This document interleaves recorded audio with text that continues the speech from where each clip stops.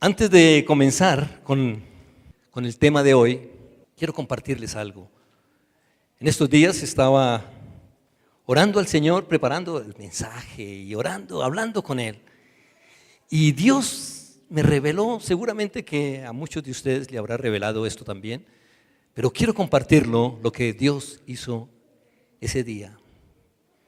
El Señor me dijo, me mostraba al Padre. Y decía, en la mente del Padre estaba todo planificado antes de la creación. Todo estaba planificado y todo tomaba forma dentro de la mente del Padre, de Dios Padre. Había que ejecutarla. Y Dios Hijo es el que se encarga de ejecutarla. Dios Hijo es cuando Dios Padre dice, sea la luz, sale como de su boca a 300,000 kilómetros por segundo, la velocidad de la luz. Y es la luz. Dios Hijo es el arquitecto, es el artista, es el alfarero, es el artesano. Hace absolutamente todo. Dice que todo fue hecho por Él y para Él. En Él, por Él y para Él. Sean dominios, sean principados. Todo lo visible y lo invisible fue hecho por Él. Y me mostraba que Dios Espíritu es el que nos da a nosotros esa comprensión para que nuestra mente pueda entender esta parte de la creación. Y quedaba asombrado de todo esto porque realmente no lo había entendido de esa manera. Y me dice, el Padre, Dios el Padre, es amor. Es amor. Él es amor. Él en su esencia es amor. Todo es amor. Pero ese amor tiene que llegar a nosotros. Y Dios Hijo es el que por la gracia hace que ese amor nos alcance. Dios Padre es amor, pero se tiene que manifestar ese amor en nosotros. Y Dios Hijo alcanza ese amor para nosotros. Eso se llama gracia. Y Dios Espíritu es el que nos da la comprensión de ese amor hacia nosotros. Eso es algo sublime, eso es algo completamente para nuestra mente tan finita, tan limitada. Es algo que a veces no podemos entender, la grandeza de ese amor, de lo que es Dios, de lo que Él hace. Quería compartirles esto porque quiero dejarles en contexto lo que es la adoración hacia ese gran Dios que lo es todo y que merece y es digno de toda adoración. Quiero invitarte que me acompañes al libro de Apocalipsis, capítulo 22. Es el último capítulo del último libro. Apocalipsis, capítulo 22. Desde el verso 12 hasta el 17, en sus boletines lo tienen, para el que no traiga su Biblia. El libro de Apocalipsis, a veces mucha gente le tiene temor al Apocalipsis. La gente piensa una vez que en Apocalipsis en algo terrible, en el fin del mundo. Y el Apocalipsis nos habla de eso. Pero el libro de Apocalipsis, cuando fue escrito por el apóstol Juan, esa palabra era muy común en ese tiempo. Muy común. Apocalipsis significa revelación. Y nos da la idea, con esa palabra, que era lo que se escuchaba en ese tiempo. Para nosotros en Colombia, cuando tú dices voy a ir al teatro, no piensa la gente en una obra teatral. La gente piensa en cine. Se ha popularizado esa palabra. Entendemos que no es lo mismo, no sé aquí seguramente que no, pero nosotros entendemos cuando decimos vamos a ir al teatro, todo el mundo pensaba en el cine. En el tiempo en que fue escrito el Apocalipsis, era muy común decir Apocalipsis cuando se abría el telón y empezaba la escena que tendría a cabo toda la obra. Eso era Apocalipsis. Y eso es lo que el Señor le muestra a Juan. Cómo se abre el telón para ver un panorama completo de lo que había de venir. Y aquí estamos viendo en este momento, en el verso 12, dice, el Señor Jesús habla y dice, he aquí yo vengo pronto y mi galardón conmigo, para recompensar a cada uno según sea su obra. Muchas veces podemos pensar, uy, Señor, si me vas a recompensar por mis obras. Gracias a Dios que las obras que nosotros hacemos, las hacemos en Él. Y esa es la recompensa que vamos a recibir, la obra de Él en nosotros. Yo soy el alfa y la omega, el principio y el fin, el primero y el último. Bienaventurados los que lavan sus ropas para tener derecho al árbol de la vida y para entrar por las puertas de la ciudad. Mas los perros estarán fuera. Y los hechiceros, los fornicarios, los homicidas, los idólatras y todo aquel que ama y hace mentira. Yo, Jesús, he enviado mi ángel para daros testimonio de estas cosas en las iglesias. Yo soy la raíz y el linaje de David, la estrella resplandeciente de la mañana. Y el espíritu y la esposa dicen ven, y el que oye diga ven, y el que tiene sed venga. Amén. Padre, aquí estamos, Señor, aquí está tu pueblo, aquí están tus hijos, aquí está, Señor, tu congregación a la cual, Señor, tú quieres traer una palabra en esta mañana. Nuestro corazón está abierto y estamos, Señor, Dios mío, atentos a lo que tú quieres hablar. Recibimos, Señor, tu palabra con anhelo y con deseo, Señor. En el nombre de Jesucristo, muchísimas gracias. Amén y amén. Como dice en sus boletines, David fue el adorador por excelencia en el Antiguo Testamento. Pero el Señor nos lo muestra aquí en el verso 16, dice que Él es la raíz. La raíz, dice, yo soy la raíz y el linaje de David. Todo lo que creció en el ministerio de David venía originalmente de Jesús. Él es la raíz.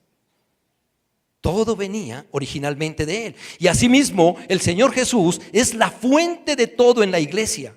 Entonces David y la iglesia tienen la misma raíz. Tenemos la misma raíz. ¿Qué es lo que nosotros debemos hacer? ¿Qué es lo que hace un árbol? Un árbol tiene una raíz y esa raíz absorbe todos los nutrientes de la tierra y sube, se transforma en savia. ¿Para qué?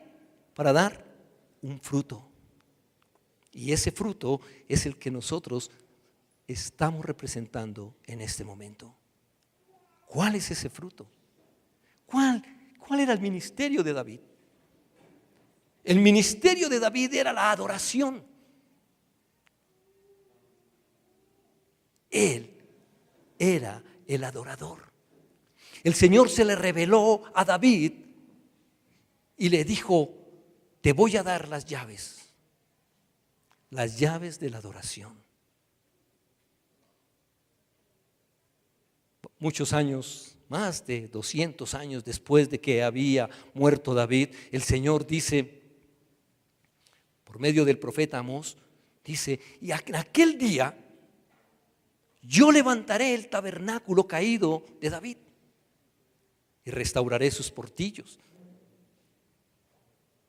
¿Qué decía? ¿Por qué estaba diciendo eso? ¿Cuál es ese día? Ese día es hoy. En aquel día yo levantaré el tabernáculo caído de David. El tabernáculo caído es que no hay adoración. No hay adoración.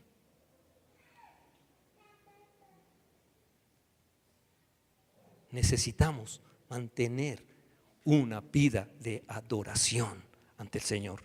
Una vida de adoración. El Señor restauró Sión. El Señor restauró Sión. Sión es un lugar glorioso. Saben, en Israel, muchos que lo conocen Israel, sabrán que hay un monte llamado Sión. El monte Sión. No es un monte tan grande, no es un monte que llame mucho la atención. Sin embargo, es el monte que el Señor escogió. No ese monte, no es ese monte.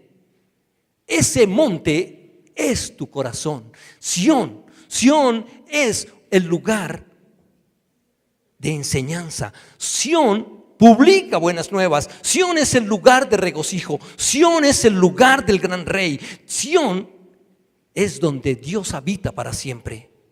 Es la adoración. El Señor dice que Él habita en las alabanzas de su pueblo. Sión es el lugar de gozo y el lugar de adoración. Sión es un lugar de fortaleza. Sión es lugar de gloria. ¿Tú quieres adorar al Señor? Tienes que hacerlo en Sión. El Señor dice que en el Salmos 87 hay algo bien hermoso que nos habla de lo que es Sión.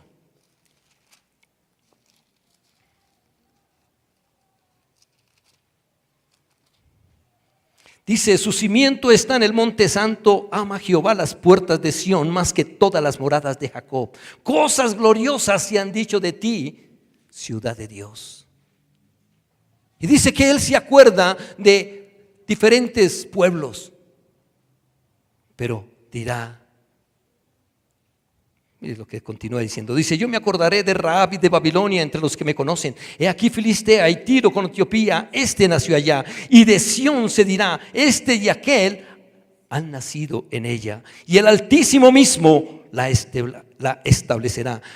Jehová contará al inscribir a los pueblos: este nació allí. Él nos mira a nosotros y Él nos llena.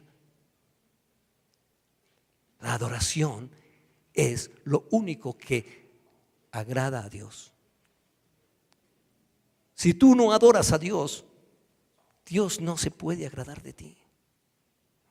Tienes que adorarlo. Para eso fuimos nosotros creados, para la adoración, para adorar al Señor. Para eso fuimos nosotros creados. El tabernáculo de David es un patrón de adoración para la iglesia. David estableció ese tabernáculo. Saben, el rey David reinó durante 40 años y esos 40 años fue un reinado de gracia. Fue un reinado profético. Fue que hablaron cuando dijeron: mire, el Señor va a hacer algo grandioso. Había un tabernáculo que se llamaba el tabernáculo de Moisés, que estaba en una ciudad cerca a Jerusalén que se llamaba Silo. Y ahí estuvo durante muchos años, pero no había el arca, no estaba el arca, no estaba la presencia de Dios. Así que se hacían cantidades de obras, se hacían muchas cosas religiosamente, ritos, pero no había presencia de Dios allí. Porque el arca no estaba.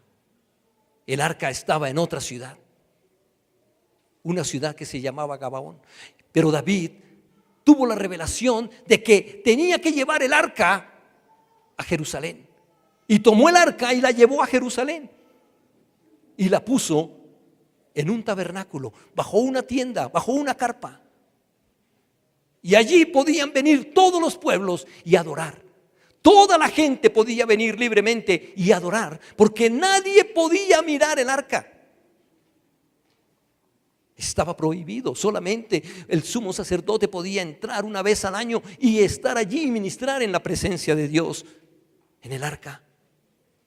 Pero David la pone para el público, para que todo el pueblo pudiera verla y pudiera adorar delante de ella, delante de la presencia de Dios. Y Él establece esa adoración en la iglesia. El Señor la establece. Nosotros aquí adoramos al Señor libremente. Nos presentamos ante su trono de gracia y podemos adorarle con manos levantadas, con manos alzadas. Y lo hacemos. Claro, un tiempo de adoración como el que tuvimos ahora no solamente es cantar canciones, no solamente es poder entonar canciones, porque algunos de ustedes las podrán cantar y se las saben de memoria, pero simplemente pueden estar en su mente. Pero lo que nosotros hacemos, lo que Dios quiere, es que cuando cantemos esas canciones realmente nazcan de nuestro corazón y sean elevadas hacia Él. Se eleven a Él y Él las recibe. Y cuando Él recibe la adoración, Él derrama su gracia sobre nosotros. ¿Quieres algo? ¿Necesitas alguna cosa en tu vida? Adora al Señor. ¿Estás pasando por una necesidad difícil? Adora al Señor. Solamente el que adora puede recibir, porque el Señor responde a la adoración. Dios responde a la adoración.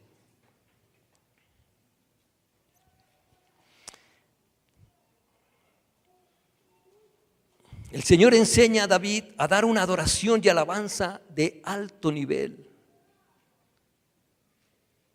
¿Qué es lo que nosotros hacemos para el Señor? El Señor dice que Él viene pronto y va a dar un galardón. Y a cada uno le va a dar según sea su obra. ¿Cuál es la obra que tú le vas a mostrar al Señor? No, es que yo ayudé mucho a los pobres, es que yo di para esto, yo fui de los que daba en la iglesia, yo hacía esto, yo hacía lo otro. Realmente nada de eso impresiona a Dios. Esas no son las obras que el Señor te va a calificar. La única obra que el Señor va a calificar es tu adoración a Él. Tu adoración a Él. Pero ¿cómo adoramos? ¿Cómo debemos adorar?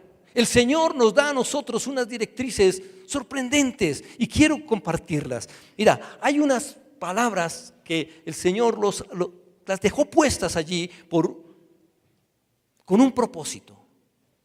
Una de ellas, una palabra que es Barak. Barak significa arrodillarse. Arrodillarse. Y está en el Salmo 95, verso 6, dice: venid, adoremos y postrémonos. Barak, arrodillémonos delante de Jehová nuestro Hacedor. Mire la manera de adorar al Señor. Venid, adoremos y postrémonos, arrodillémonos delante de Jehová nuestro Hacedor. Así es como el Señor nos enseña. Hay otra palabra que en hebreo es Yadaj. Significa adorar con manos extendidas, reverenciar o adorar con manos extendidas. Y es la palabra que está en el primer libro de los Reyes, capítulo 8, verso 54. Y dice, cuando acabó Salomón de hacer a Jehová toda esta oración, no sé cuántos han leído la oración que hizo Salomón cuando terminó de dedicar el templo. Se levantó de estar de rodillas delante del altar de Jehová con sus manos extendidas hacia el cielo. ¿Cómo adoramos al Señor? Postrados, arrodillados, con las manos extendidas hacia el cielo. Y hay otra palabra todavía mayor que es todá. Significa sacrificio de alabanza. El Señor nos dice que nosotros tenemos que traer sacrificio de alabanza. Traigan sacrificio de alabanza, es decir, fruto. Dice, es decir, que es un fruto de alabanza que confiesa el nombre del Señor. Confiesa el nombre del Señor.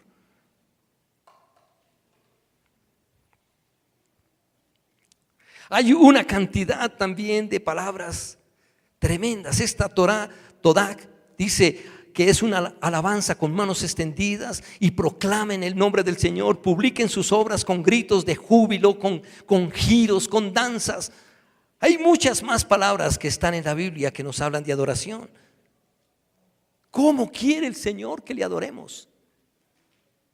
Con un corazón sincero, con un corazón humilde, con un corazón que bendice. Dios no quiere, mira, ¿sabe qué? Dios se cansa de nuestras oraciones. Él está diciendo, bueno, sí, oren, pero se cansa de nuestras oraciones. Yo a veces me pregunto, si yo fuera Dios y escuchara estas oraciones que hacen, Dios, creo que me iría a otro lado.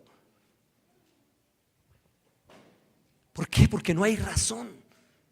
El Señor dice que tenemos que orar con inteligencia, tenemos que orar con conocimiento. Pero muchos de nosotros ni siquiera sabemos orar. No oramos.